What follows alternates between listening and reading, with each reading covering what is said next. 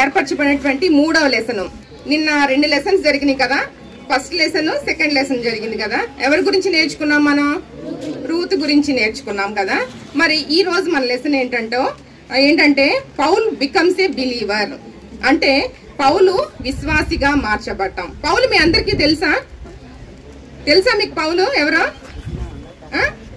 పౌల్ని ఏమంటారంటే new testament hero అంటారు. యేసుక్రీస్తు ప్రభువారి తర్వాత మరి పౌలు పడినటువంటి శ్రమలు, పౌలు అనుభవించినటువంటి శ్రమలు ఇంకెవ్వరూ కూడా అనిపించలేదంట. అంత గొప్ప అంటే యేసుక్రీస్తు ప్రభువారు ఎంతగా మరి మరి పాపుల రక్షణార్థంగా ఏ విధంగా తన కుమారుని ఈ లోకానికి పంపించి ఆయన ఎంతగా శిలువ శ్రమలను అనుభవించారో పౌలు గారు కూడా అనేక మందిని బలపరచడానికి, అనేక మందిని ఆత్మీయంగా మరి కట్టబట్టడానికే ఎన్నో శ్రమలు అనుభవిస్తూ వచ్చారనమాట. అటువంటి సౌలు, ఒకప్పుడు సౌలు జీవితం ఏ విధంగా ఉండేది, ఆ సౌలు ఏ విధంగా మరి విశ్వాసిగా మార్చబడుతూ వచ్చారు, ఏ విధంగా మరి యేసుక్రీస్తు ప్రభువారిని ఆయన సొంత రక్షకుడుగా అంగీకరించారు అనేది మనం తెలుసుకుందాం. ఈ రోజు లెసన్ ద్వారా నేర్చుకుందాం, సరేనా? మరి నేను ఒక స్టోరీ చెప్తున్నాను, వినండి నాన్న. కిలికియాలోని తార్సులో ఒక యూదా బాలుడు ఉన్నాడంట. ఎక్కడన్నారు నాన్న? కిలికియాలోని తార్సులో. అతను ఎటువంటి బాలుడు? యూదా బాలుడు అనమాట. ఆ బాలుడు పేరేంటంటే సౌలు. ఏం పేరు? సౌలు అనమాట. ఆ సౌలు ఏం చేసావంటే యూదుల ప్రార్థనా మందిరాలను పాఠశాలకి హాజరయ్యేవాడు. మీరందరూ స్కూల్స్కి వెళ్తున్నారు కదా? అందరూ స్కూల్కి వెళ్తున్నారా? అందరూ మరి అక్కడ మీరు ఏం నేర్చుకుంటున్నారు స్కూల్స్ లో? సబ్జెక్ట్స్ ఏంటిది? ఫిజిక్స్ అని, కెమిస్ట్రీ అని, తర్వాత ఇంకా మ్యాథ్స్. మీరు అందరూ జూనియర్ సీనియర్స్ కాబట్టి ఇంగ్లీషు, సాంస్క్రిట్, తెలుగు ఇవన్నీ నేర్చుకుంటున్నారు. మరి ఇప్పుడు మనకి హిందీ ఇవన్నీ మనకు రావు, కానీ మీరేంటిది సబ్జెక్ట్స్ లో నేర్చుకుంటున్న ద్వారా మీకు ఇవన్నీ మీకు వస్తున్నాయి, అవునా కాదా? ఎలా చదవాలి, ఎక్కడన్నా బోర్డ్స్ కనపడినప్పుడు కానీ ఇవన్నీ లాంగ్వేజెస్ మీరు నేర్చుకుంటున్నాడు. అలాగే ఈ సౌలు కూడా తన చిన్నప్పటి నుంచే కూడా యూదుల ప్రార్థనా మందిరంలో మరి పాఠశాలకు హాజరయ్యేవారంట. యూదుల ప్రార్థనా మందిరం అంటే ఇప్పుడు మనం సండే ఎక్కడికి వెళ్తాము? చర్చికి వెళ్తాం కదా. మరి చర్చెస్ లో మీ పిల్లలందరూ ఎక్కడికి వెళ్తారు? సండే స్కూల్కి వెళ్తారు. సండే స్కూల్లో ఏం నేర్చుకుంటారు? దేవుని వాక్యాన్ని నేర్చుకుంటారు, స్టోరీస్ నేర్చుకుంటారు, పాటలు నేర్చుకుంటారు. మరి మనం ఎందుకైతే దేవుడు మనం ఈ లోకంలో మనల్ని పుట్టించాడో, మరి మన ఎడల ఆయన ఉద్దేశం ఏంటో, మరి ఈ లోకంలో మనకి క్రైస్తవులంగా ఇహలోకమైనటువంటి ఈ లోకం మట్టమైనటువంటి జీవితాలు కాదు, కానీ ఇహలోకం తర్వాత మనకి ఆ నిత్య జీవం ఉందని ఈ అన్ని విషయాలు మనకి దేని ద్వారా తెలుస్తున్నాయి? మనకి చదువుల ద్వారా, మన పాఠశాలలో మనకు తెలుస్తున్నాయి. అవన్నీ చెప్తారా? మనకి చెప్తారా? వాళ్ళు ఏం చెప్తారు? ఈహలోకమైన చదువులే, అంటే మనం ఈ లోకంలో ఎంతకాలం బ్రతుకుతామో అంతవరకు అవసరమైనటువంటి స్టడీసే మనకు నేర్పిస్తారు, అంతే కదా? ఆ చదువుల ద్వారా మనకి ఏమొస్తుంది? జ్ఞానం వస్తుంది. అంటే సొసైటీ సైన్స్ ఏంటి, సోషల్ ఏంటి, ఈ పాలిటిక్స్ ఏంటి, తర్వాత ఈ యొక్క మార్నింగ్ అవుతుంది ఏంటి, అన్ని అంటే ఇహలోక సంబంధమైనటువంటి మరి చదువులు మనం చూడగలుగుతాం, ఇహలోకమైనటువంటి మనం చదువుతున్నటువంటి చదువుల ద్వారా. కానీ ఈ యొక్క సౌలు అనే ఆయన ఏంటంటే యూదుల ప్రార్థనా మందిరంలో మరి పాఠశాలలో హాజరవుతూ వచ్చారనమాట. ఇక్కడ చూడండి నాన్న, ఇక్కడ చూడండి, ఇక్కడ వృత్తాకారంలో అనేక మంది పిల్లలు కూర్చున్నారు కదా. తర్వాత ఒక గురువు గారు వాళ్ళకి గైడ్ చేస్తున్నారు, వాళ్ళకి బోధిస్తున్నారు. ఆయన ఏమంటారంటే ఆయన రబ్బీ అని పిలుస్తారు. ఏమంటారమ్మా? రబ్బీ అంటే అర్థం ఏంటంటే బోధకుడు లేకపోతే గురువు అని, అంతే కదా? మన టీచర్స్ ఉంటారు కదా, మనల్ని గైడ్ చేసే వాళ్ళు. మరి ఆ మన లెసన్స్ లో ఏమున్నాయో అవన్నీ ఎవరు గైడ్ చేస్తారు? మనల్ని టీచర్స్ గైడ్ చేస్తారు. అట్లాగే ఈ యొక్క మరి పాఠశాల, ప్రార్థనా మందిరంలో ఉన్న పాఠశాలలో వారందరికీ ఎవరు గైడ్ చేస్తున్నారంటే మరి రబ్బీ అనేటువంటి బోధకుడు వాళ్ళని గైడ్ చేస్తున్నారు. ఈ రబ్బీ వాళ్ళకి ఏం నేర్పుతున్నారంటే పాత నిబంధన గ్రంథాన్ని నేర్పుతున్నారు. ఏం నేర్పుతున్నారమ్మా? పాత నిబంధన గ్రంథాన్ని. ఇప్పుడు మనకు బైబిల్లో ఉంది కదా, ఓల్డ్ టెస్టిమెంట్, న్యూ టెస్టిమెంట్, పాత నిబంధన గ్రంథం, కొత్త నిబంధన గ్రంథం ఉంది కదా. కామ్గా ఉండాలి నాన్న, ఫ్రంట్ లైన్. పాత నిబంధన గ్రంథాన్ని ఈ రబ్బీ అని ఆయన ఏం నేర్పుతున్నారంటే పాత నిబంధన గ్రంథాన్ని నేర్పుతున్నారు. అంటే అప్పుడు కొత్త నిబంధన గ్రంథం లేదు. కొత్త నిబంధన గ్రంథంలో ఏం రాయబడిందంటే యేసుక్రీస్తు వారి పుట్టుక, ఆయన శిలువ మరణ పునరుద్ధానాలు, మరి ఆయన మరి రెండవ రాకల్లో ఏ విధంగా తిరిగి నానై ఉన్నారు అనే విషయాలన్నీ మరి క్రొత్త నిబంధనలో మరి ప్రవక్తల ద్వారా దేవుడు రాయించిన వాడుగా ఉంటారనమాట. మరి ఈ యొక్క పాత నిబంధన గ్రంథంలో ఏం రాయబడి ఉంటుందంటే, మరి ధర్మశాస్త్రము దేవుడు మోషే ద్వారా మనకు అనుగ్రహించినటువంటి కట్టడలు, విధులు, మరి మనం ఏ విధంగా జీవించాలి, ఇవన్నీ కూడా ఎక్కడ రాయబడి ఉంటుందంటే పాత నిబంధన గ్రంథంలో రాయబడి ఉంటుంది.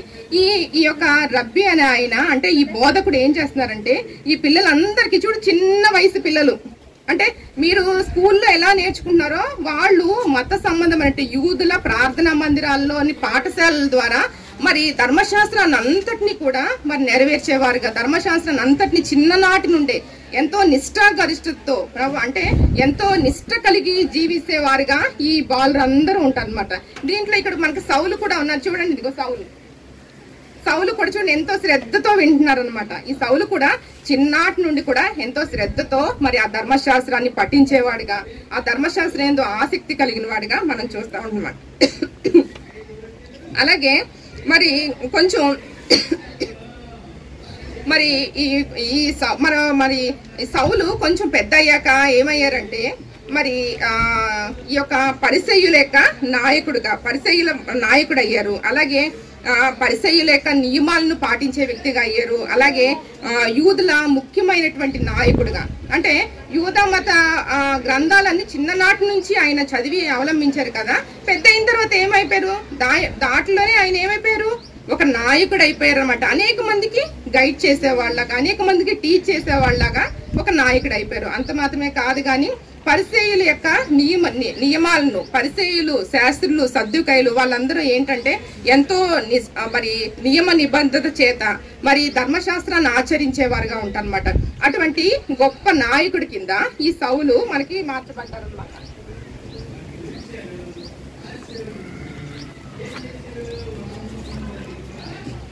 ఈ యొక్క సౌలు మరి ఆ విధంగా మార్చబడుతూ వచ్చారనమాట. మనం ఇక్కడ చూసుకున్నట్లయితే మరి పాత నిబంధన గ్రంథంలో ధర్మశాస్త్రం అనేది ఏ విధంగా ఉంటుందంటే, మరి మనకి మరి 10 ఆజ్ఞలు ఉంటుంది కదా. నిర్గమాకాండము 20వ అధ్యాయంలో మనకి 10 ఆజ్ఞలు రాయబడినాయి. 10 ఆజ్ఞల్లో ఏమని రాయబడింది నాన్న? ఏం రాయబడింది?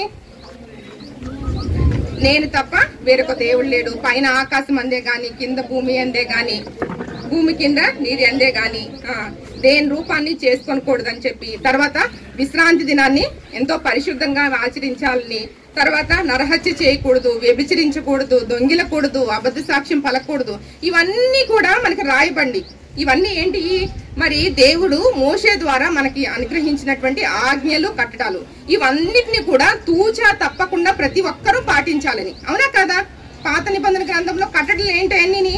కట్టడలు, నియమాలన్నీ కూడా ఆ విధంగా పొందుపరచబడ్డాయి. ఇవన్నీ ఒకసారి మనం చూసుకుంటే ఇవన్నీ ఏంటంటే దేవునికి, మనకి, అలాగే మనకి ఇతరులకి ఉన్నటువంటి ఒక కట్టుబాట్ల కింద మనం చూడవచ్చు. అంటే మరి పాత నిబంధన గ్రంథం ఫస్ట్ది మనం పరిశుద్ధ దినాన్ని మనం ఎంతో పవిత్రంగా ఆచరించాలి, కేవలం దేవుణ్ణి మాత్రమే మనం సేవించాలి, మరి ఆయనకి రావాల్సిన మహిమని ఇంకా దేనికి ఇవ్వకూడదు, మరి నరహత్య చేయకూడదు, వ్యభిచరించకూడదు, దొంగతనం చేయకూడదు. మనం చూసుకున్నట్లయితే ఈ పాపాలన్నీ ఏం చేయమేమో మరి, ఎందుకంటే మనం చిన్నప్పటి నుంచి క్రైస్తవ కుటుంబంలో వచ్చి పుట్టామనుకో ఖచ్చితంగా మనం మందిరానికి వెళ్తాం, ఎందుకంటే తల్లిదండ్రులు ఆ విధంగా మనల్ని నడిపిస్తారు.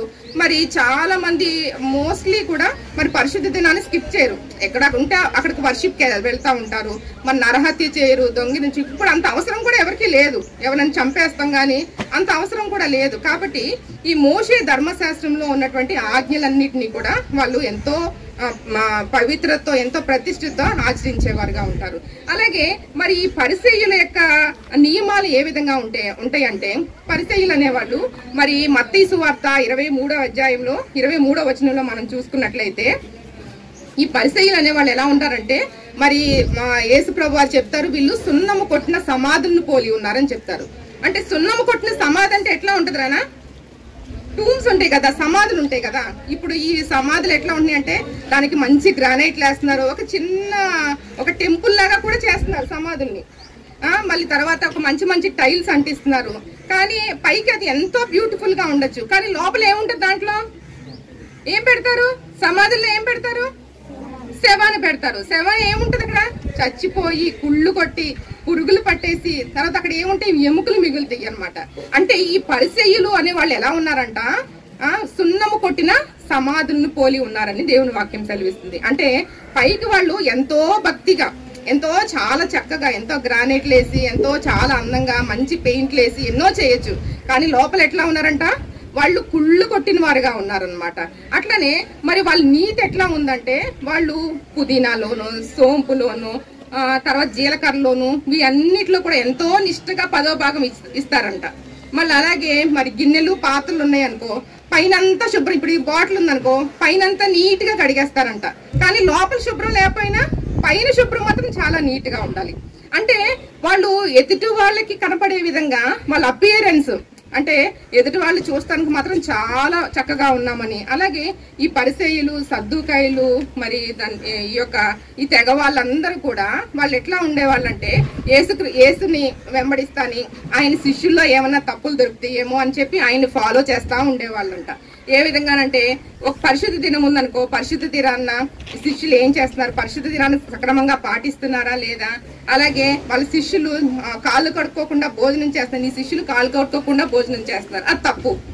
అంటే ఏంటంటే వాళ్ళ నియమాలు అట్లా ఉండేది. అంటే వాళ్ళన్నీ కూడా ఇహలోకమైనటువంటి నియమాలు, కాళ్ళు కడుక్కుని భోజనం చేయాలి. అలాగే మరి పరిశుద్ధ దినాన్న వారికి శిష్యులకి మరి పొలంలో పడి వెళ్తున్నప్పుడు ఆకలి వేసింది అనుకో, కొంచెం వెన్నెలు ఉంటాయి కదా, ఆ వెన్నెలు చూస్తే అది తప్పు. పరిశుద్ధ ఏంటమ్మా,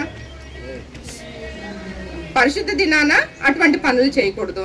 అలాగే ఏదైనా జంతువు గాని ఎంతో నా కష్టంలో ఉండి ఏదైనా గుంటలో పడిపోయింది అనుకో, ఆ పరిశుద్ధ దినాన దాన్ని సేవ్ చేయకూడదు, అంటే దాన్ని రక్షించకూడదు. ఎందుకంటే అది లార్డ్స్ డే, అది పరిశుద్ధ దినము అని చెప్పి, అంటే వాళ్ళు ఏ పరిస్థితులైనా కూడా ఏంటంటే పరిశుద్ధ దినాన్ని ఆచరించే విషయంలో వాళ్ళు అంత నిష్ట కలిగినగా ఉండేవాళ్ళు అనమాట. అంటే ఈ ధర్మశాస్త్రం అనేది పైకి కనపడేదిగా మనం చూస్తాము. అలాగే ఈ పరిశీలన నీతి అనేది ఏముందంటే పైకి కనపడేదిగా, అంటే పైకి కనపడేదిగా చూస్తామంట. అలాగే ఈ సౌలు గారు కూడా, ఈయన ఎంతో మరి మత నిష్ట కలిగిన వాళ్ళు, మరి చిన్నప్పటి నుంచి ధర్మశాస్త్రాన్ని అంతటినీ అవలంబించిన వాళ్ళు, మరి పరిసయ్యుల నీతులు, పరిసయ్యుల నాయకుడు. ఆయన ఏమనుకునే వాళ్ళంటే, నేను చాలా బాగున్నాను, నేను ఇవన్నీ ఆచరిస్తున్నాను, ఎందుకంటే చిన్నప్పటి నుంచే ఎంతో మరి పవిత్రతో ప్రతిష్టతో ఎంతో వాక్యాన్ని వింటున్నా అతను, దానికి ధర్మశాస్త్రానికి లోపడుతున్నా అతను, కాబట్టి నేను ఇవన్నీ చాలా బాగా చేస్తున్నాను, కాబట్టి నేను చాలా బాగున్నాను, నేను దేవునికి చాలా సమీపంగా ఉన్నాను అని చెప్పి అనుకునేవాళ్ళు అనమాట. కానీ మరి యెషయా గ్రంథము 64వ అధ్యాయము 6వ వచనంలో చూసుకున్నట్లయితే, మరి మా నీతి క్రియలు నీ ఎదుట మురికి గుడ్డల వలె కనపడుతుందని దేవుని వాక్యం కలిగిస్తుంది. అంటే మనం ఎన్ని నీతి క్రియలైనా చేయొచ్చు, ఎంత మంచి క్రియలైనా, ఎంత నీతి క్రియలైనా, ఎన్ని మంచి పనులైనా చేయొచ్చు. మరి అవన్నీ కూడా దేవుని దృష్టికి ఎలా ఉన్నాయంట, దేవుని దృష్టికి ఎలా ఉన్నాయి నాన్న, ఒక మురికి గుడ్డల వలె ఉన్నాయంట. అంటే దేవుని యొక్క పరిశుద్ధత ముందు, దేవుని యొక్క పరిపూర్ణత ముందు, దేవుని ముందు మనం ఎన్ని ఇహలోకమైన ఎన్ని మంచి పనులన్నీ చేయొచ్చు, అవన్నీ కూడా ఎట్లా ఉన్నాయి, ఒక మురికి గుడ్డల వలె ఉన్నది. మన హృదయం మంచిగా లేకపోతే, మన యొక్క తలంపులు మంచిగా లేకపోతే, మన క్రియలు మంచిగా లేకపోతే, మరి అవన్నీ కూడా ఎలాంటిదంత సమానమా, ఎలాంటిదంత సమానం అని, మురికి గుడ్డలతో సమానం అని చెప్పేసి మరి యెషయా గ్రంథము 64వ అధ్యాయం ద్వారా మనకి తెలియబడుతుంది అనమాట. అట్లాగే మరి ఈ సౌలు గారు కూడా మరి నిజంగా ఎంతో పైకి చాలా బాగున్నారు అని అనుకున్నారు, కానీ తను కూడా ఎలా ఉన్నారమ్మా, దేవునికి దగ్గరికి ఉన్నాడా, దూరంగా ఉన్నారా, దేవునికి దూరంగానే ఉన్నారనమాట. అలాగే మరి ఈ సౌలు గారు కూడా మరి నిజంగా యేసుక్రీస్తు ప్రభువారు మరి పుట్టారు, ఆయన సిలువ వేశారు, ఆయన చనిపోయాడని తెలుసు ఆయనకి, కానీ ఆయన పునరుద్ధానమై తిరిగి లేచారు. ఏసై మరి పునరుద్ధానమై తిరిగి లేచారా, మీరు అందరూ నమ్ముతున్నారా? ఆయన మన పాపాల నిమిత్తమై చనిపోయారు, ఆయన సిలువ మరణాన్ని అనుభవించారు, మన పాపాల నిమిత్తమై ఆయన చనిపోయి మళ్ళీ తిరిగి లేచారని నమ్ముతున్నారా మీరందరూ? వెరీ గుడ్ నాన్న, మీరందరూ నమ్మినట్లయితే, ఆయన ఎందుకు విశ్వసించినట్లయితే మనందరికీ రక్షణ ఉన్నట్లే. ఈ పౌలు గారంట అది నమ్మలేదంట. ఆయన పునరుద్ధానం, ఆయన పుట్టారు, చనిపోయారు, సమాధి చేయబడ్డారు, అంతే. చనిపోయారు, ఇంకా ఆయన సమాధి చేయబడ్డారంటే ఇంకా మర్చిపోతాం కదా, కొన్ని రోజులకి ఏమైపోతాం, కొన్ని రోజులు మర్చిపోతాం ఇంకా, అంతే కదా. మన తాతయ్యలు, మన అమ్మమ్మలు, చాలా మంది ముసలోళ్ళు ఉంటారు, మన అమ్మమ్మ వాళ్ళందరూ కూడా చనిపోయిన తర్వాత అయ్యో మా తాతయ్య ఉండేవాళ్ళు అని చెప్పి మనం గుర్తు చేసుకుంటాం. కానీ మరి నెక్స్ట్ జనరేషన్ వాళ్ళు అయితే అసలు ఆయన ఎవరో కూడా తెలియదు వాళ్ళకి, అంతే కదా, ఎందుకంటే వాళ్ళు చూడలేదు కాబట్టి వాళ్ళకి తెలియదు. అట్లాగా మరి వాళ్ళు మర్చిపోతుంటారు. కానీ ఈ సౌలు కూడా ఏంటంటే ఆయన తిరిగి లేపబడ్డారు, ఆయన మరి పరమునకు ఆరోహణం అయ్యారు అన్న విషయాన్ని మరి ఈయన నమ్మని వాళ్ళుగా భావించారనమాట. తర్వాత ఈ నమ్మకం అనేది అంటే ఈయన తిరిగి లేపబడ్డారు, పరలోకానికి ఆరోహణం సరి కూర్చోనా ఈయన మరి లేపబడ్డారు, తిరిగి పరలోకానికి ఆరోహణమయ్యారు అనేటువంటి ఒక వదంతి, ఇది ఒక నమ్మకం. ఇదేంటంటే అనేక మందికి వ్యాప్తించి అనేక మంది క్రైస్తవులుగా మారిపోతున్నారని చెప్పి ఆయన ఏంటంటే ఆయన ఫస్ట్ నుంచి ఏంటిది ధర్మశాస్త్రాన్ని ఎంతో నిష్ఠగా అవలంబించే అతను. తర్వాత పరిసయ నీతి న్యాయాలు పరిసయల నియమాలని చాలా శ్రద్ధగా ఆచరించే. మరి ఈయనకి తెలుసా యేసుక్రీస్తు ప్రభు వారు పుట్టారని చెప్పి? అంటే వాళ్ళ ధర్మశాస్త్రాల్లో ఉందా యేసుక్రీస్తు వారి పుట్టుక పునరుద్ధానం? లేదు దాంట్లోని. కాబట్టి ఆయనకి తెలీదు ఆయన తిరిగి లేపబడ్డారు, ఆయన పునరుద్ధానం అయ్యారు అన్న విషయము ఆయన నేర్చుకోవాలి. ఆయన ధర్మశాస్త్రం నేర్చుకోలేదు కాబట్టి ఆయన తిరిగి లేపబడలేదు, ఆయన చనిపోయారు, ఆయన తిరిగి వీళ్ళందరూ ఏంటి ఆయన తిరిగి లేపబడ్డారు అని చెప్పి తిరిగి లేపబడ్డారు అని చెప్పి మరి అనేక మంది మరి క్రైస్తవులుగా మరి మారుతున్నారు. ఏంటమ్మది? అనేక మంది క్రైస్తవులుగా మార్చబడుతున్నారు అనేది ఇది చాలా తప్పు. ఈ వదంతి అనేది చాలా తప్పు. కాబట్టి ఈ వదంతిని ఏవైనా సరే నిర్మూలన చేయాలని చెప్పి అదే తన కర్తవ్యంగా భావించి మరి ప్రధాన యాజకుల దగ్గరికి వెళ్ళి మరి ఒక ఉత్తరాన్ని, ఒక తాకీదుని, ఒక ఆర్డినెన్స్ ని తీసుకురావాలనుకున్నారు అనమాట. వెళ్ళి ఏం చేయాలనుకున్నారు అంటే ఎవరైతే మరి ఈ యొక్క ఎవరైతే ఈ విధంగా అంటే ఇది మరి అందరికీ యేసుక్రీస్తు ప్రభు వారు లేపబడ్డారు, ఆయన అనేక మందికి ప్రత్యక్షమయ్యారు, అనేక మందికి మళ్ళీ తర్వాత ఆయన పరలోకానికి ఆరోహణం అయ్యారు అన్న విషయాన్ని మరి అనేక మందికి వ్యాపించకుండా అనేక మంది ఏమవుతున్నారంట క్రైస్తవులుగా మార్చబడుతున్నారంట. దాని వలన ఇతనికి ఏంటంటే ఇతను మరి ఆ నిష్ఠ గరిష్ఠుడు కదా, కాబట్టి వాళ్ళందరినీ అది తప్పని చెప్పేసి ప్రధాన యాజకుడి దగ్గరికి వెళ్ళి ఒక ఆర్డినెన్స్ తీసుకొచ్చి వారందరినీ హింసించేవారు అనమాట. మరి అపోస్తుల కార్యము 9వ అధ్యాయంలో మనం చూసుకున్నట్లయితే నేను చదువుతున్నాను చూడండి నాన్న. అపోస్తుల కార్యము 9వ అధ్యాయము 1వ వచనంలో సౌలు ఇంకను ప్రభు యొక్క శిష్యులను బెదిరించుటయు హత్య చేయుటయు. అంటే ఈ సౌలు ఏం చేస్తున్నారంట? ప్రభు యొక్క శిష్యులు ఎవరైతే ఉన్నారో వారందరినీ కూడా ఏం చేస్తున్నారంట? బెదిరిస్తున్నారంట, హత్య కూడా చేస్తున్నారంట. ఎందుకు చేస్తున్నారు? మనకి అపోస్తుల కార్యంలో మనం చూసుకున్నట్లయితే ఏం చేస్తున్నారు? కూర్చో. అపోస్తుల కార్యాల్లో మనం చూసుకున్నట్లయితే యేసుక్రీస్తు ప్రభు వారు మరి చనిపోయి మరి పునరుద్ధానం అయిన తర్వాత 40 దినాలు అనేక మందికి కనపరుచుకున్నట్లుగా చూస్తాం. అనేకమైన సందర్భాల్లో అనేక మంది శిష్యులకు మరి అనేకమైనటువంటి వారికి కూడా ఆయన కనపరుచుకున్నట్లుగా చూస్తాము. అలాగే మరి మేడగది అనుభవం ద్వారా శిష్యులందరి మీద పరిశుద్ధాత్మ అభిషేకం ద్వారా వారందరూ కూడా మరి నానా భాషలో మాట్లాడుతున్న వారుగా చూస్తాం. అలాగే మరి వారందరూ కూడా మరి పరిశుద్ధాత్మ అభిషేకం చేత మరి సువార్త ప్రకటించబడినప్పుడు అనేక మంది క్రైస్తవులుగా మార్చబడతారు.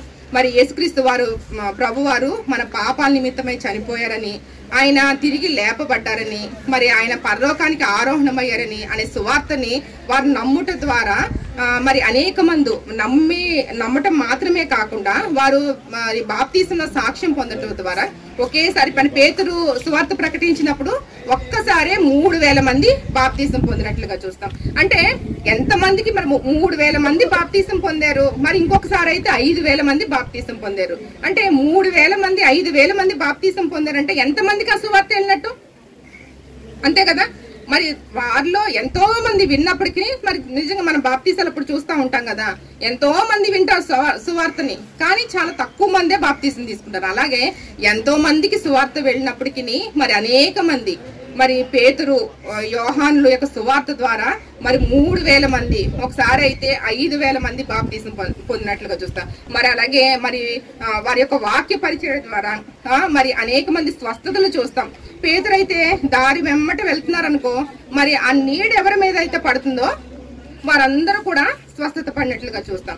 మరి ఈ అన్ని స్వస్థతలు తర్వాత వీరందరూ మార్చబడటం, వారందరూ క్రైస్తవులుగా అంత్యోలో కైలోనటువంటి శిష్యులు ఏమిగా ఫస్ట్ క్రైస్తవులని పిలువబడ్డారు. మరి వీళ్ళందరూ క్రైస్తవులుగా మారిపోతున్నారని చెప్పేసి మరి ఈ యొక్క సౌలుకి చాలా కోపంగా ఉందన్నమాట. చాలా కోపంగా ఉండి ఈ శిష్యులైన వారిని ఏం చేస్తున్నారంట, సౌలు బెదిరిస్తున్నాడంట. బెదిరిస్తాం మరి అలాగే మరి హత్య చేయుటమే తన ప్రాణాధారం అయినట్లు. అంటే తన యొక్క మోటివ్ ఏంటంటే మరి ఈ శిష్యులైన వారిని ఎవరైతే క్రైస్తవులుగా మార్చబడుతున్నారో వారందరినీ కూడా మరి హత్య చేయబడినట్లు. స్టెఫెన్ కూడా మరి అంతే కదా, ఏం చేశారు, రాళ్లతో కొట్టి చంపేశారు. ఎందుకని చంపేశారు నాన్న? ఆయన సువార్త ప్రకటిస్తున్నారని చెప్పి.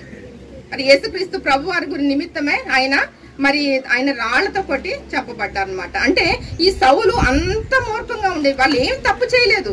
ఆయన యేసుని అంగీకరించడము, ఆయన పునరుద్ధానాన్ని అంగీకరించడం ద్వారా వారందరూ కూడా ఏమైపోయారని క్రైస్తవులుగా మార్చబడుతున్నారని చెప్పి వారందరినీ కూడా మరి శిక్షించటము, హత్య చేయటమే వాళ్ళ ప్రాణాధారం అని చెప్పేసి మరి దమస్కు మార్గంలో మరి వెళ్తూ మరి ప్రధాన యాజకుని దగ్గరికి వెళ్ళి ఆర్డినెన్సులు అంటే ఒక తాకీదు, మాకు ఇప్పుడు మన పోలీసులు ఉన్నారు, వాళ్ళ దగ్గర నుంచి ఒక రూల్ తెచ్చుకున్నారనుకో, వాళ్ళు ఏ పనైనా చేయగలరు, అంతే కదా. అట్లాగే ఒక ఆర్డినెన్స్ తీసుకొచ్చి ఈ క్రైస్తవులుగా మార్చబడుతున్న వాళ్ళందరినీ కూడా మరి నిజంగా వారందరినీ కూడా యెరూషలేములో బంధించి వాళ్ళని అనేకమైనటువంటి హింసలకు గురి చేయాలని చెప్పి ఈ యొక్క మరి సౌలు తనకి అది ప్రాణాధారంగా ఎంచుకున్నాడు. అంటే అదే తన మోటివ్ అనమాట. అంటే వాళ్ళందరినీ శిక్షించటమే తన మోటివ్ అని చెప్పి మరి సౌలు అనేక మంది కలిసి మరి దమస్కు మార్గాన్ని బయలుదేరినప్పుడు ఒక గొప్ప వింత జరిగింది అంటున్నానా. ఏంటంటే ఒక ఆకాశంలో ఒక గొప్ప వెలుగు వచ్చిందంట. గొప్ప వెలుగు వచ్చినప్పుడు ఆ వెలుగుకి ఏంటంటే సౌలు కింద పడిపోయాడు. ఇదిగో చూడండమ్మా, సౌలు ఇదిగో ఎవరైతే క్రైస్తవులు అనబడుతున్నారో, ఎవరైతే క్రీస్తు సొంత రక్షకుడుగా అంగీకరించారో వారందరినీ కూడా చూడండి బంధిస్తున్నారు. బంధించి ఏం చేస్తున్నారంటే యెరూషలేములో వాళ్ళని బంధించారనమాట. చూడదు, వాళ్ళందరినీ కూడా బంధించినట్లుగా మనం చూస్తాం. ఇదిగో చూడండి నాన్న ఒకసారి, సౌలు మరి దమస్కు మార్గంలో వెళ్తున్నారు. దమస్కు కొంతమంది మనుషులు ఆ దమస్కు మార్గంలో వెళ్తున్నప్పుడు ఒక గొప్ప వెలుగు కలిగిందంట. ఆ గొప్ప వెలుగును చూసి ఏం చేశారంటే ఏమైపోయాడు సౌలు? కింద పడిపోయాడు. కింద పడిపోయినప్పుడు సౌలా అని చెప్పి నేల మీద పడిపోయినప్పుడు సౌలా నీవేళ నన్ను హింసించున్నావు అని స్వరం వినపడిందంట. సౌలా నీవేళ నన్ను హింసించున్నావు అనేటువంటి మరి స్వరం వినపడిందంట. ఆ చుట్టుపక్కల ఉన్న వాళ్ళందరూ కూడా మరి ఆయన్ని చూడలేకపోయారు కానీ ఆ స్వరాన్ని విన్నారంట. మరి అప్పుడు సౌలు ఏమన్నారంటే ప్రభువా నీవెవరివి అని అడుగుతున్నారంట. నిజంగా మరి సౌలు యేసుక్రీస్తు ప్రభువాన్ని హింసించారా? నీవేళ నన్ను హింసించున్నావు అని అడుగుతున్నారు అనమాట.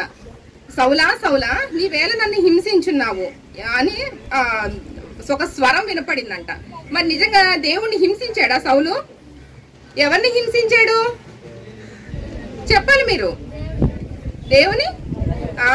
దేవుని బిడ్డల్ని, క్రైస్తవుల్ని, ఎవరైతే రక్షణ పొందుతున్నారో, ఎవరైతే ఆయన మార్గంలో వస్తున్నారో అలాంటి వారిని హింసించారు. కానీ దేవుడు ఏమని మాట్లాడుతున్నా, సౌలా నీవేళ నన్ను హింసించున్నావు అని. అంటే దేవుని బిడ్డల్ని హింసిస్తే అది ఎవరిని హింసించినట్లు? మరి నిజంగా మరి మనం యెషయా గ్రంథం 53వ అధ్యాయంలో కూడా చూస్తాం కదా, ఆయన మన యావత్ బాధనొందినవాడు. తర్వాత ఇంకా మన సమాధానమైన శిక్షను ఆయన భరించారనమాట. మన నిమిత్తమే అంటే మనకు మారుగా ఎవరు చనిపోయారు? మన పాపాల నిమిత్తమే ఎవరు చనిపోయారమ్మా? దేవుడే మన పాపాల నిమిత్తమే చనిపోయారనమాట. మన దోషాల నిమిత్తమే ఆయన ఏమైపోయారంట? నలుగొట్టబడ్డారంట. మన సమాధానార్థమైనటువంటి శిక్షణ ఆయన పొందారంట. ఆయన పొందినటువంటి దెబ్బల చేత మనకి స్వస్థత వచ్చిందంట. అంటే ఆ శిక్ష అంతా ఎవరు భరించాలి? మనం భరించాలి. అంటే క్రైస్తవులు ఉన్న వాళ్ళందరినీ శిక్షిస్తున్నాడు ఈ సౌలు. ఆ శిక్ష అంతా ఎవరు భరిస్తున్నారు? దేవుడు భరిస్తున్నాడు. సౌలా నీవేళ నన్ను హింసించున్నావు అంటే అప్పుడు ప్రభా నువ్వెవరివి అని అడుగుతున్నాడు సౌలు. అప్పుడు స్వరం ఏమంటుందంటే నీవు హింసించుచున్న యేసుని అని. ఎవరమ్మా? ఎవరైనా అంట నీవు హింసించుచున్న యేసుని అంటే మరి ఎవరిని శిక్షిస్తున్నట్లు ఆయన పరోక్షంగా యేసయ్యనే శిక్షిస్తున్నట్లనంట.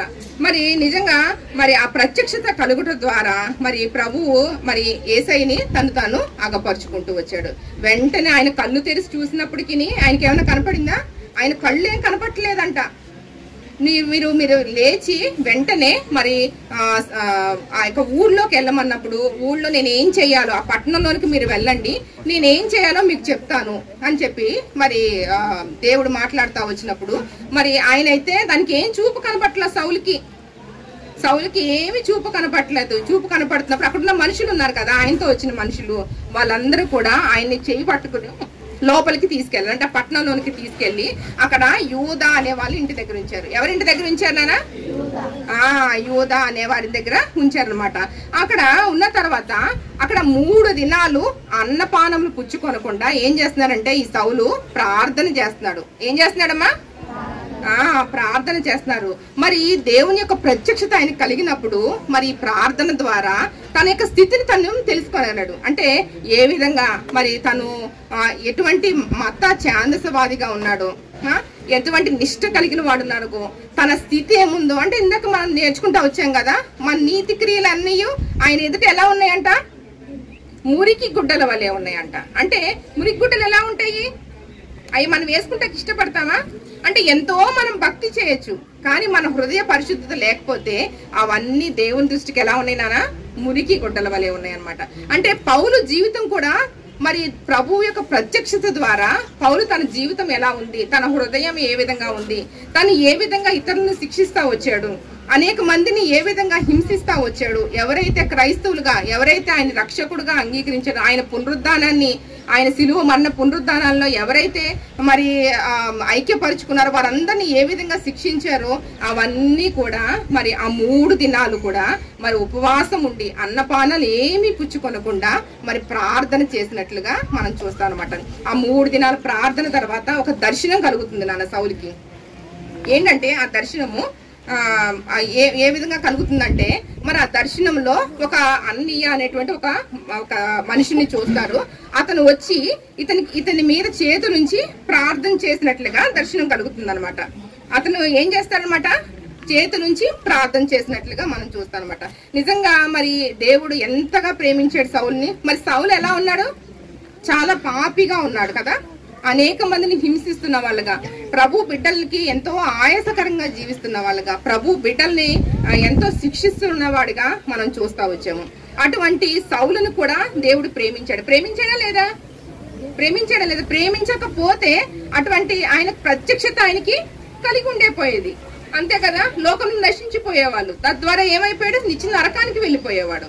కానీ మరి ఆ ప్రత్యక్షత ద్వారా మరి సౌలుని ఎంతో ప్రేమించినట్లుగా ఆయన్ని కూడా తిరిగి మరి ఆ యొక్క స్థితిని ఆయన ఒప్పుకుంటం ద్వారా మరి నిజంగా ఆయన పాపాలని క్షమించినట్లుగా మరి అననీయ అనే దర్శనం ద్వారా మరి తిరిగి దేవుడు అతన్ని సమకూర్చినట్లుగా మనం చూస్తామన్నమాట.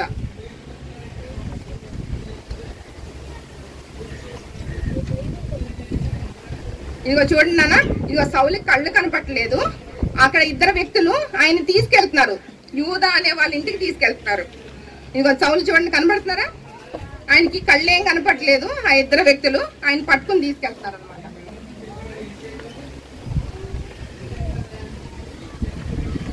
అలాగే మళ్ళీ తర్వాత ఈ యొక్క అననీయ కూడా ఎవరంటే మరి శిష్యుడు అనమాట. అంటే ఆయన ఒక విశ్వాసి, ఆయన ఒక ప్రవక్త.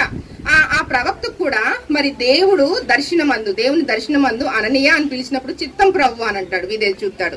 చిత్తం ప్రభు అన్నప్పుడు మరి తార్సువాడైనటువంటి సౌలు యోధా ఇంటిలో ఉన్నాడు, నువ్వు అతని దగ్గరికి వెళ్ళి అతని నిమిత్తమై ప్రార్థన చేయమంటాడు. ప్రార్థన చేయమన్నప్పుడు అన్నయ్య అంటాడు, ప్రభా ఆ సౌలు చాలా మరి క్రైస్తవుల్ని హింసిస్తున్న వ్యక్తి, ఎంతో మందిని మరి శిక్షకు గురి చేసిన వ్యక్తి, క్రైస్తవులు అనేబడే వాళ్ళని మా ప్రాంతంలో కూడా మరి ప్రధాన యాజకుల చేత ఆర్డినెన్స్ తీసుకొచ్చి ఎంతో మందిని శిక్షకు గురి చేస్తున్నారు, ఎంతో మందిని మరి హింసకు గురి చేస్తున్నారు, వారికి ప్రాణాధారమైనట్లుగా వాళ్ళందరినీ మరణమగునంతగా శిక్షిస్తున్నాడు ప్రభు అని చెప్పేసి ఈ అన్నయ్య మరి దేవునికి చెప్పినప్పుడు మరి దేవుని ఏమని మాట్లాడతారంటే అపోస్తుల కార్యము 9వ అధ్యాయం 15వ వచనంలో చూసుకున్నట్లయితే నీ వెళ్ళుము, అన్యుల ఎదుటను రాజుల ఎదుటను ఇశ్రాయేళ్ల ఎదుటను నా నామం భరించుటకు అతడు నేను ఏర్పరచుకున్న గొప్ప సాధనమై ఉన్నాడు. దేవుడు ఏమని ఏర్పరచుకున్నాడు అన్న సౌల్ని? అన్యుల ఎదుటను రాజుల ఎదుటను ఇశ్రాయేళ్ల ఎదుటను నా నామమును భరించుటకు నేను ఏర్పరచుకున్న గొప్ప సాధనమై ఉన్నాడు. అంటే సౌల్ని ఏ విధంగా ఏర్పరచుకున్నాడు?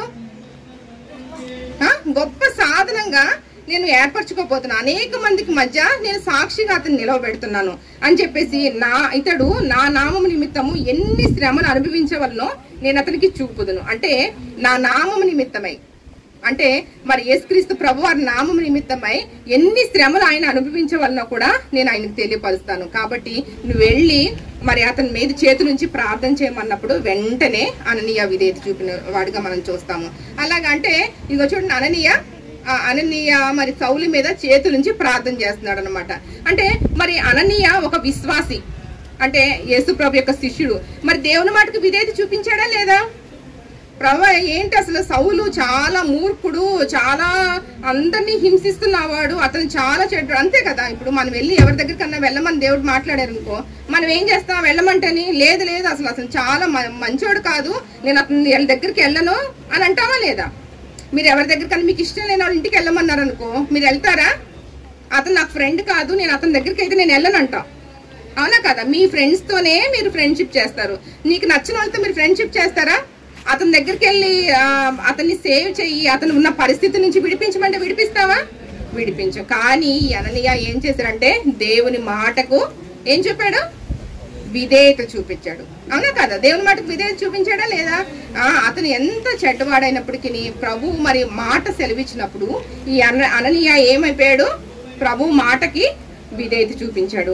మరి ఒక విశ్వాసి ద్వారా దేవుడు అనేక మంది, ఇంకా ఎవరైతే బలహీన పరిస్థితుల్లో ఉన్నారో, ఎవరైతే అక్కరతల్లో ఉన్నారో, ఎవరైతే మరి ఎటువంటి కొదువుల్లో ఉన్నారో వారి నిమిత్తమై మనం ప్రార్థన చేయాలి. వారి అవసరతల్లో కూడా వారిని మనం ఏం చేయాలన్నమాట? మనం వారిని గైడ్ చేయాలి. మరి దేవుడు మనల్ని ఎందుకు రక్షించుకున్నాడంటే, ఇంకా ఇతరులు ఎవరైతే అవసరతల్లో ఉన్నారో, ఎవరైతే ఇంకా కష్టాల్లో ఉన్నారో, ఎవరైతే ఇంకా ప్రభువుని ఇంకా తెలియకుండా ఇంకా వారు అదే స్థితిలో ఉన్నారో వారి గురించి మనం ఏం చేయాలి? ప్రార్థన చేయాలి. మరి వారి గురించి మనం ఏం చేయాలి? సువార్త అందించాలి. మరి వాళ్ళది కదా కష్టము, వాడు తప్పు చేశాడు కాబట్టి వాడు అనుభవిస్తున్నాడు, అంతేగాని నాకేం సంబంధం లేదని మనం వదిలిపెట్టకూడదు. వాళ్ళని మనం ఏం చేయాలి? వాళ్ళ నిమిత్తమై ప్రార్థన చేయాలి. వాళ్ళ నిమిత్తమై ప్రార్థన చేయాలి. వాళ్ళని మనం గైడ్ చేయాలి. అయ్యో మా ప్రభా, మా ఫ్రెండ్ ఎంతో ఇబ్బంది పడుతున్నారు, లేకపోతే ఇంట్లోనే ఫ్యామిలీలో అవ్వచ్చు, పేరెంట్స్ ఏదైనా హెల్త్ ఇష్యూస్ తో బాధపడచ్చు, వాళ్ళ నిమిత్తమై మనం ఏం చేయాలి? ప్రార్థన చేయాలి. మీ స్కూల్లో కూడా కదా కొంతమంది ఫ్రెండ్స్ చాలా రోజుల నుంచి రారు, ఏదో టైఫాయిడ్ అంటారు, ఏదన్నా హెల్త్ ఇష్యూస్, లేకపోతే కాలు జారి పడిపోయి ఏదన్నా ఫ్రాక్చర్ అయ్యిందంటారు. మరి వారందరి నిమిత్తమే ఏం చేయాలి? మనం ప్రార్థన చేయాలి. మరి మీరు అందరూ అట్లా చేస్తున్నారా? అంతేగాని కోపం ఉంచుకోకూడదు. ఇప్పుడు మన అననీయ కోపం ఉంచుకున్నాడా సౌలు నిమిత్తమై? నిజంగా ఎంత హింసకుడు, ఎంత మరి క్రైస్తవుల్ని హింసించేటువంటి తర్వాత అటువంటి వ్యక్తిని ఏం చేశాడు? అన్నయ్య ఫర్గివ్ చేశాడు. అంటే తను చేసిన తప్పుల్ని కూడా క్షమించాడు. కాబట్టి అతని నిమిత్తమై మళ్ళీ అపోస్తుల కార్యము 22వ అధ్యాయంలో కూడా చూసుకున్నట్లయితే 4వ వచనంలో, ఈ మార్గంలోనున్న పురుషులను స్త్రీలను బంధించి చెరసాల్లో వేయించుచు మరణము వరకు హింసించి తిని. అంటే మరణము వరకు ఎవరైతే, ఇప్పుడు వాళ్ళు ఎవరైనా సౌలుని వచ్చి హింసించారా? అసలు సౌలుని ఏమన్నా చేశారా? వాళ్ళు ఏం చేస్తున్నారంట? మార్గంలో దమస్కు మార్గంలోనో లేకపోతే దేవాలయానికి వెళ్లే మార్గంలో ఎవరైతే వెళ్తున్నారో వాళ్ళందరినీ పట్టుకుని ఏం చేస్తున్నాడంట? చెరసాల్లో వేసి వాళ్ళని మరణమోగనంతగా హింసించాడంట. అంటే ఎంత మూర్ఖుడున్నానా? అటువంటి మూర్ఖుడిని కూడా మరి దేవుడు మాట మరి సెలవించటం ద్వారా, దేవుడు మాట్లాడటం ద్వారా మరి దేవుడు మరి అననీయ మరి సౌలు దగ్గరికి వెళ్ళి అతన్ని పరామర్శించినట్లుగా అతని నిమిత్తమై మరి సౌలు అననీయ రాగానే సౌలు అననీయని చూడలేరు. ఎందుకని చూడలేరు? కళ్ళు లేవు ఆయనకి, అవునా కదా? కళ్ళు పోయినాయి కదా. కానీ అననీయ సౌలుని చూడగలుగుతారనమాట. వెంటనే మరి సౌలు సౌలుని అననీయ చేతులుంచి మరి ప్రార్థన చూడండి, చేతులుంచి ప్రార్థన ద్వారా అతని కళ్ళ నుంచి ఏంటంటే పొరల వంటివి రాలిపోయినాయి అంట. ఏం పొరలు రాలిపోయినాయి నాన్న? పాపపు పొరలు. ఆయన ఎటువంటి అంధత్వంలో ఉన్నారో, ఎటువంటి గుడ్డితనంలో ఉన్నాడో ఆ అంధత్వమైనటువంటి పొరలన్నీ కూడా రాలిపోయినాయి అంటున్నా. రాలిపోయి వెంటనే ఆయన పరిశుద్ధాత్మ అభిషేకాన్ని పొందినట్లుగా చూస్తాం. ఆ పరిశుద్ధాత్మ అభిషేకం ద్వారా ఆయన తిరిగి మరి ఆయన ఏ విధంగా మరి ప్రభువు ఆ దమస్కు మార్గంలో ఏ విధంగా దర్శించాడు, ఆ దేవుడి యొక్క ప్రత్యక్షత ఆయనకి ఏ విధంగా కలిగింది అని అన్నయ్యతో షేర్ చేసుకుని వారిద్దరూ ప్రార్థించుకుని తర్వాత మరి ప్రభు యందు విశ్వాసం ఉంచి వారు భోజనం పుచ్చుకుని బలపడినట్లుగా మనం చూస్తాం అన్నమాట.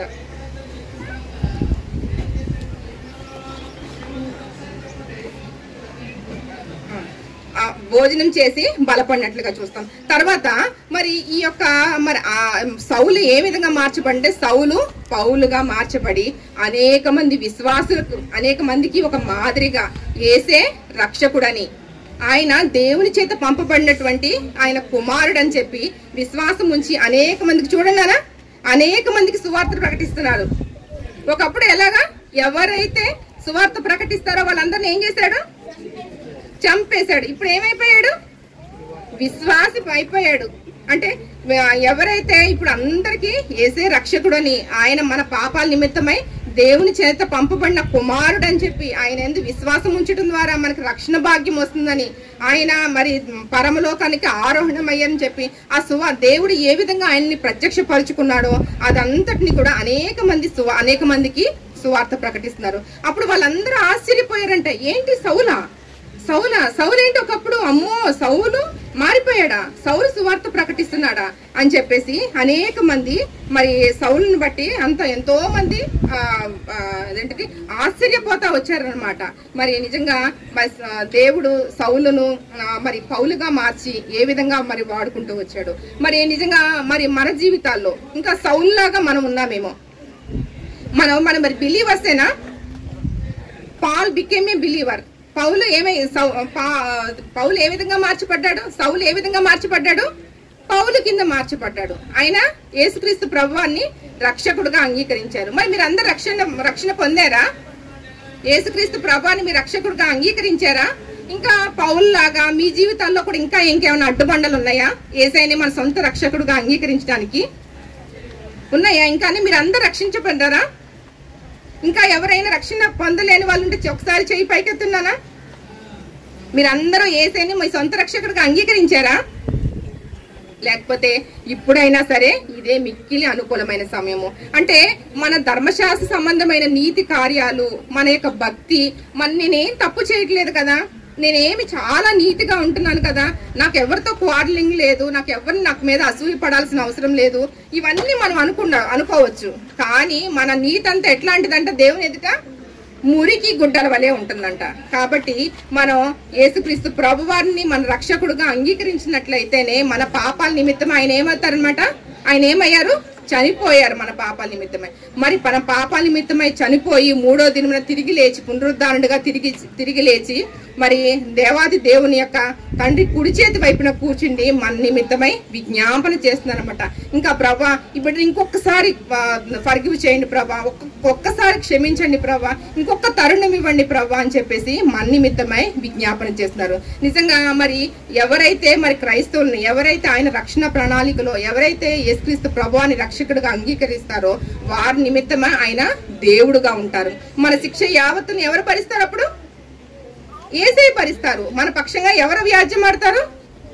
యేసయ్య వ్యాజ్యమాడతారు. ఇంకా ఎవరైతే రక్షణ పొందకుండా నేనేం తప్పు చేయలేదు, నేను నాకు ఇప్పుడే కాదు, నేను ఎప్పుడో ముసలోడిని అయిన తర్వాత, లేకపోతే ఇంకా నేను ఒక ముసలమ్మనైన తర్వాత నాకు ఇంకా బోల్డ్ లైఫ్ స్పాన్ ఉంది, నేను ఇంకా చాలా లైఫ్ బతకాలి, అప్పుడు తీసుకుంటానులే నేను తీర్మానము అని మీరు ఇంకెవరన్నా అనుకుంటున్నారా?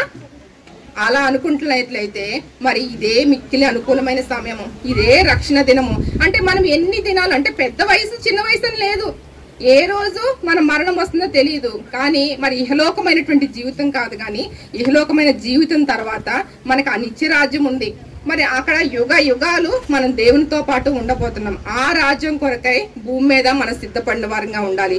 మరి పౌలు యొక్క విశ్వాసం ద్వారా అనేక మంది క్రీస్తును అంగీకరించిన వారిగా, అనేక మంది క్రైస్తవులుగా, నిజంగా ఆయన ఎన్ని శ్రమలు పొందుతారంటే మరి సువార్త నిమిత్తమై ఎన్నో శ్రమలు, అనేక మందిని ఆత్మీయంగా మరి తిమోతిలకు రాసిన పత్రిక ఏంటి, తర్వాత ఇంకా దెస్సలోనికీలకు రాసిన పత్రిక, కొరింథీయులకు ఇవన్నీ పత్రికలన్నీ కూడా అనేక మందిని మరి బలపరుస్తూ, అంటే వస్తున్నటువంటి ప్రతి పరిస్థితుల్లోనూ, ప్రతి శోధనలోనూ వారందరూ కూడా కృంగిపోవద్దు, మీరు ఓపికతో ఉండండి అని చెప్పేసి వారందరినీ కూడా ఆత్మీయంగా కూడా బలపరిచినటువంటి గొప్ప ఆత్మీయమైన తండ్రిగా మనం సౌలుని చూడగలుగుతాం అనమాట.